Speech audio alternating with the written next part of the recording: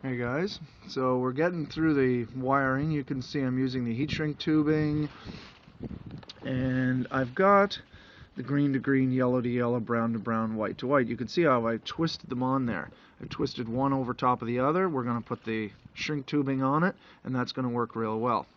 But now we're going to talk about a little bit more about this Relay 73 problem with my trailer here. So now, when I was talking about this bracket, you can see this is what it looks like. It's nothing more than two little lights that shine, and that keeps this side of the vehicle lit.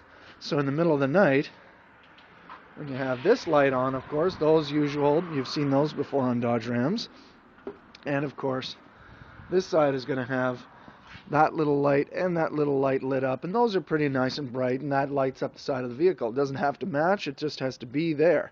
So I told you about this bracket, just a steel bracket, just a regular simple steel bracket.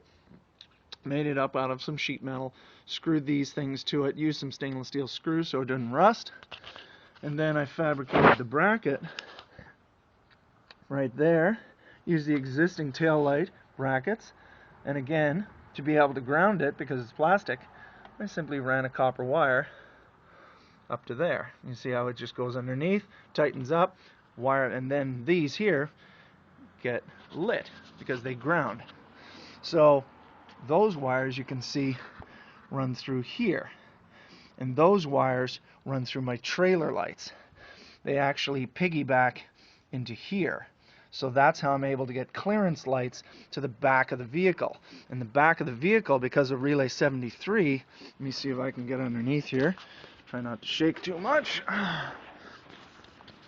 It might be too dark. Let me see. Okay. Look at all the rust proofing. So the idea is that I've got those wires for my trailer lights, and I've tapped into those, and you can see the shrink tubing and whatever, the designed to be able to keep things from getting all scratched and damaged. And then I take one of those wires, which is this wire right here. That wire goes to the front of the vehicle, and that's the wire that runs all the way up to the front. Let's take a look. Here's my office chair, and that goes up to the front of here. So then I've got that wire that I've got fabbed up with a bracket, and this little wire here runs all the way up to the front, or to the back of the vehicle. Now, trailer wires, because this also is killed by Relay 73. So I've got a wire there that grounds out the switch, because when I, first of all, let's show you underneath the hood. So I fabbed up another bracket, just a simple piece of sheet metal, and look what it does. What's that sound? Has to do with something about the air conditioning. Let's turn that off.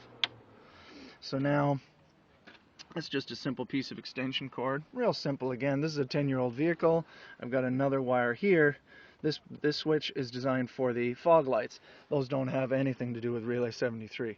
So when you want to be able to have trailer lights, let's see now, you have to be able to get some wire, and that wire runs through here. We've got cigarette lighter, and let's see now, everything's sort of jammed up unfortunately in the back, so 1 second.